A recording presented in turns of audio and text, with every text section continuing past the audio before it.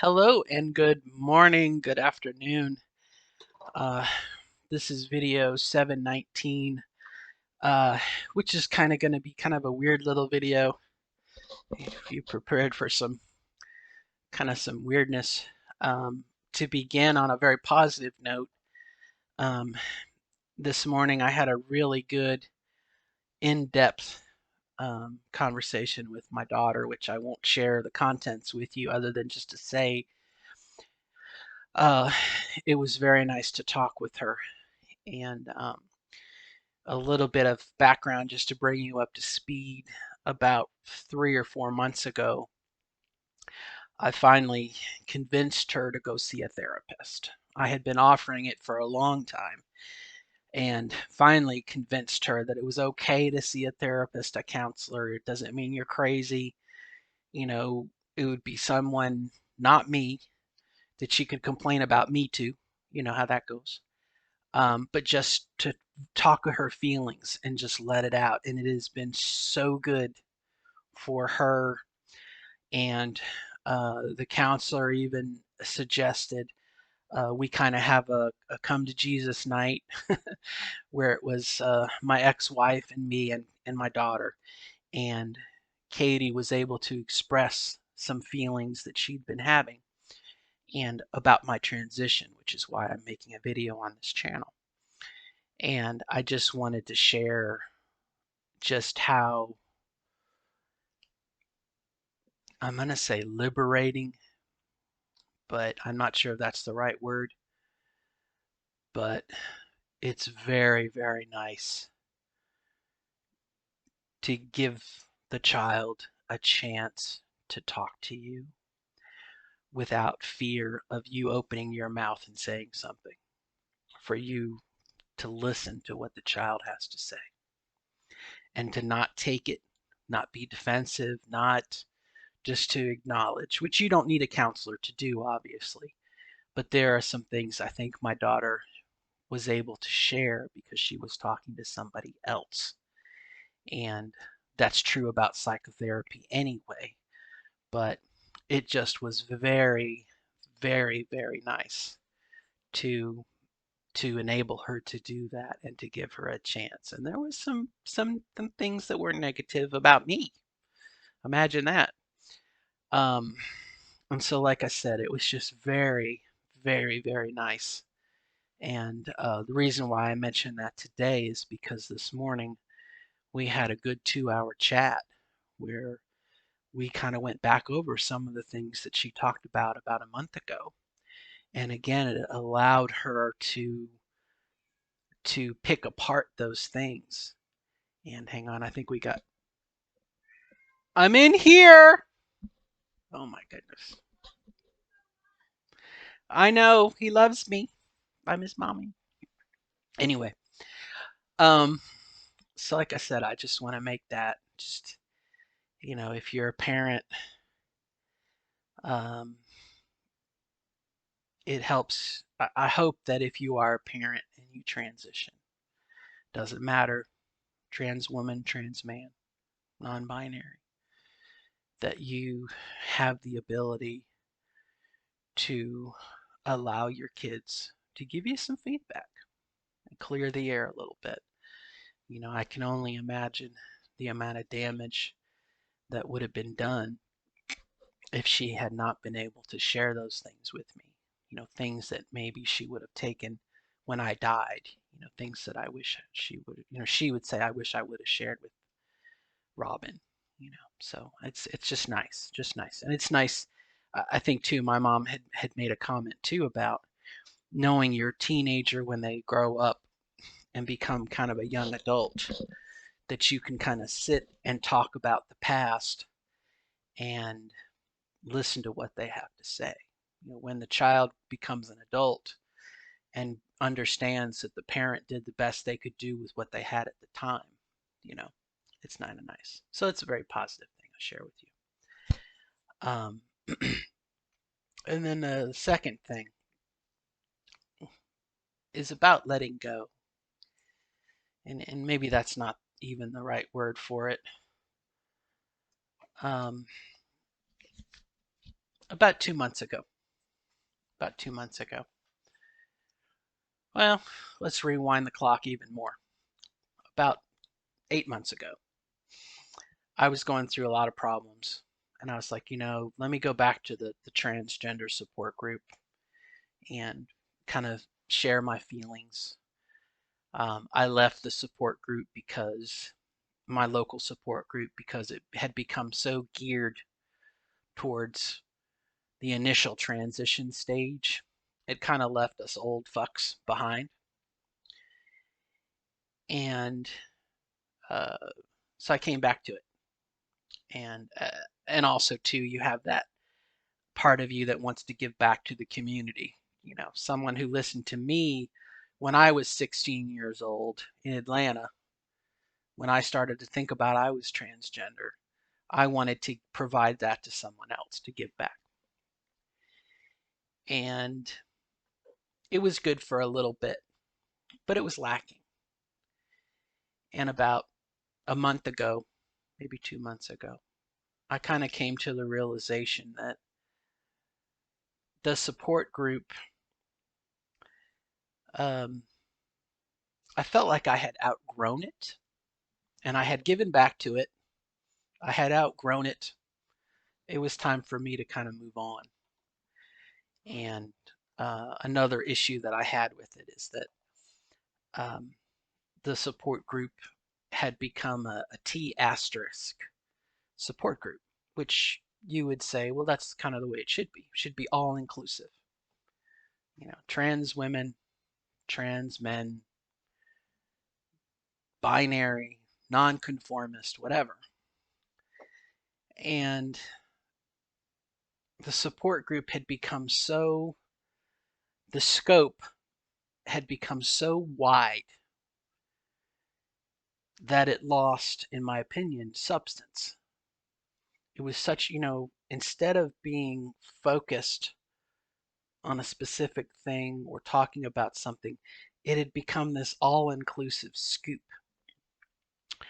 And it had started off to be people in our local area, and it was even called after the state we were in.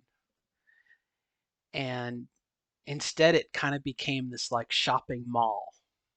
You know, there were people in the support group from California and Maine and all across the United States and people from overseas. And it just became just another trans support group. It wasn't geared towards anything. And it kind of got to the point that it included fetishes. Okay. And so, someone who says I'm trans and I like to have sex in diapers, you know, oh, well, we'll include you because you're trans. You know, it just became too wide of scope. And for fear of saying no to somebody, they just let anybody in.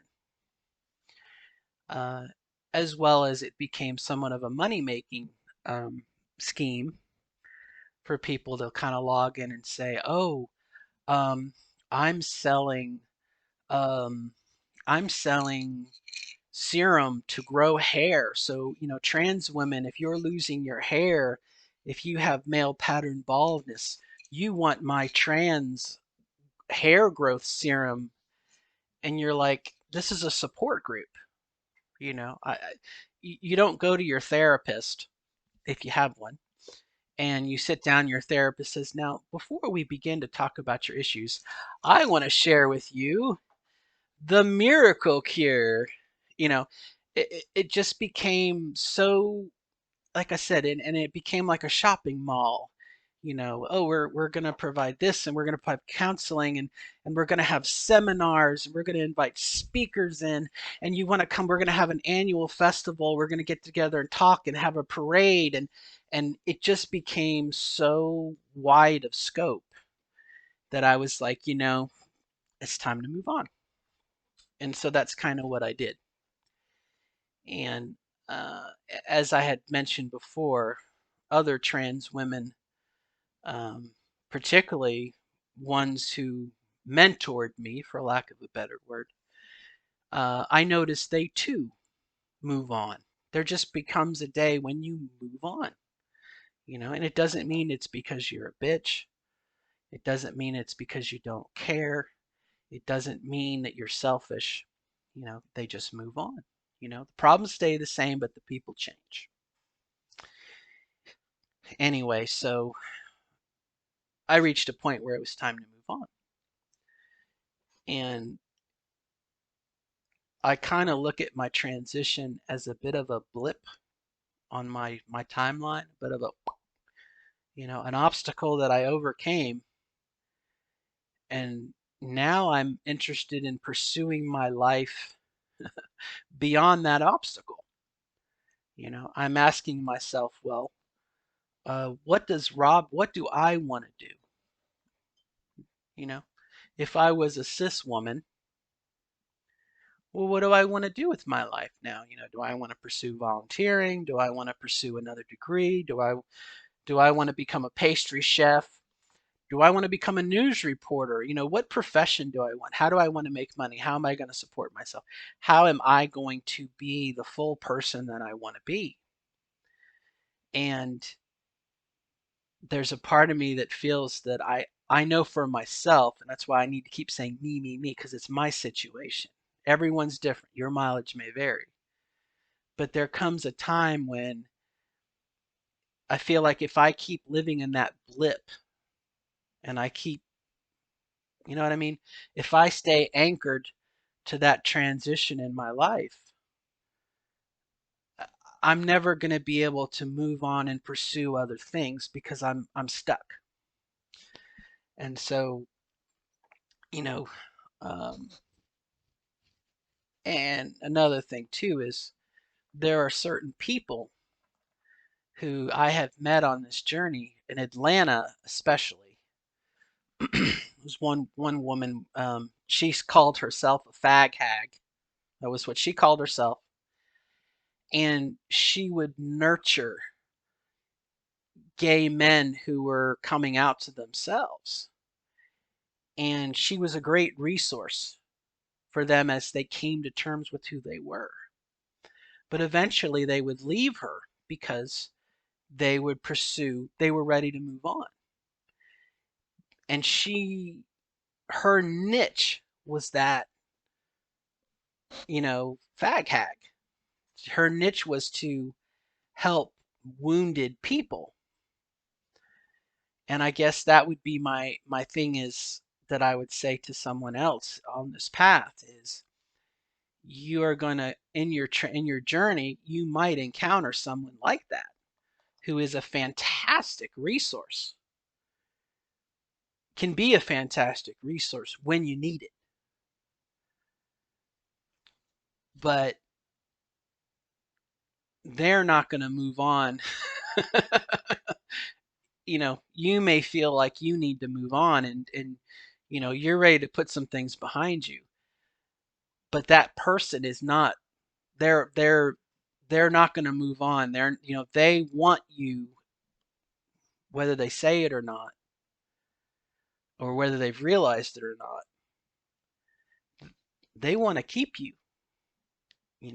in that spot. And if you think about it, when a bird or a piece of an animal or a creature, wildlife injures themselves, they're taken in by people who help them, nurture them, and heal them up. But the best day in that creature's life is when they're released back into the wild. They don't stay around the wildlife officer and be friends. They're gone. They've moved on. And I guess that's what this video is kind of what I'm leaning towards is I'm about to do a lot of cutting in my life. I'm about to do a lot of pruning. And again, not because I'm a bitch and not because I'm angry with them or whatnot, but I've just noticed some of the people that I've clung to, um, they're never going to move on. And they kind of thrive on that woundedness and keeping, you know what I mean? And so it's time to move on. And I guess I wanted to make the video just kind of to talk it through my own process. And you could say, well, Robin, you're just deluding yourself. You're giving yourself, uh, you know, you're making up for what you're about to do, which some people could construe as negativity. But I think occasionally you got to prune. You got to prune the tree, get rid of the dead wood, you know. And unfortunately, with people, you got to do that occasionally, you know. If you find yourself on Facebook um, consistently snoozing somebody, um, maybe it's time to unfriend them, you know. If you know someone who consistently brings chaos and disorder, um, it might be time to let them go, you know. And that doesn't mean you're a bad person. It doesn't mean you're a bitch or a bastard. It just means you're ready to move on. And like I said, some people, like my friend in Atlanta, the fag hag, that's what she called herself. Um, you know, she's probably still there today, 20 years later. Um, they thrive on it. They thrive on that chaos, and oh, I can help you out. Again, it has a time and a place, but don't be ashamed, I guess is maybe what I'm trying to say. And again, I can think of 5 or 6 trans women that I've known who just disappear. They go off grid. They go off, and again, I think it's because, you know, it's time for them to live the lives that they wanted. It doesn't necessarily mean they're stealth, but it just means, you know, they're moving on. It's like having a bad relationship, being in love with someone or whatnot. You have a couple of years of boohoo and unrequited love, and eventually it's just time to move on. You know, and something else that I kind of talked a little bit with my daughter this morning, I guess that kind of got me thinking about this video is just, and then it's out of my head. Boy, getting old sucks. Thought just, let me see if I can follow the thread. Um, oh, you know, if all that you have in common with someone is that you're transgender, um, you know, it doesn't make for a long lifetime friend. You know, one person A and person B at one point were thick as thieves because they were transitioning. But if they had met before they transitioned and they wouldn't have been friends, after they transition, that transition doesn't have enough glue cohesion to keep them friends. And so they part ways, they move on. And again, it doesn't mean one person is a bitch. You can tell I'm going through a bit of self, Robin, you're a bitch. But it's time to move on. It's kind of like when you go to college and you make some friends for a couple quarters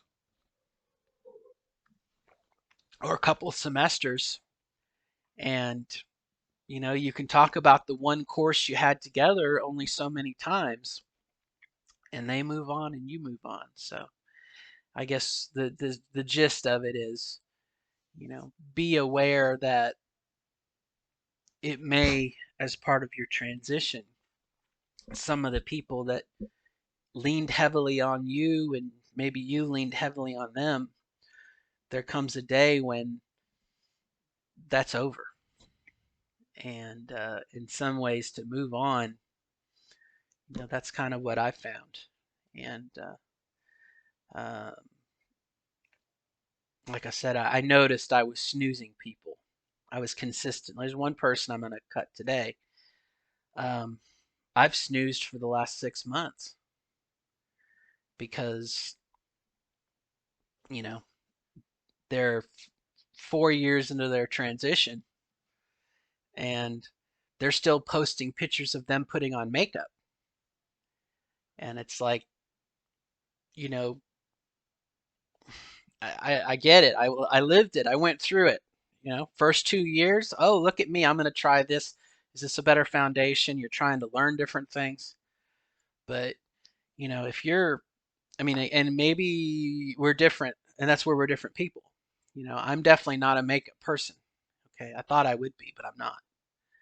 And not at least not in this point in my life. But, I'm over. I'm over. That's where we're different. And she might have other people who are interested in that thing, and that's something they can talk about. But again, I don't have that in my life. And so it's time. It's time. And like I said, I just share it. It may never happen. It might happen to you. It may have already happened to you. There just comes a, like I said, and even out of the transition world, um, there's people I used to play Warhammer 40K with. There was a time, again, we were thick as thieves, as they say. One weekend at my house, one weekend at their house. Um, and there comes a point where you don't, the things that you have in common are no longer there. And it's time to move on. Time to move on. If uh, if we don't move on, we don't create room for the next possibility. You know, if you, I hate to think we can only have so many friends, but if you can only have 5 or 6 friends, and you keep the deadwood around, you're never going to meet new people. You're never going to fill those slots. So anyway, bow wow. That's my explain it to myself video. So I'm going to close it out here. But I certainly um, consistently wish you the best of luck in your transition and in your life. And it's kind of neat. It's kind of neat again. If you have a kid, and that was something else too that really helped me out. Um, the one support group, like I said, had gotten so wide in scope, had become everything in the kitchen sink in one bucket. And someone had sent me a link. They said, "Hey, do you want to join this group? This is for trans parents," and which is very laser focused. And it really helped me out because I was having issues with my daughter.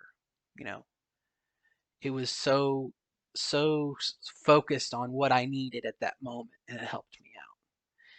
And the other thing is, my problems are trans women problems. And so I don't want to sit in a support group for an hour and listen to uh, non binary people complain about being non binary and trans men complaining about being trans men when all my issues are trans women. My time is kind of valuable.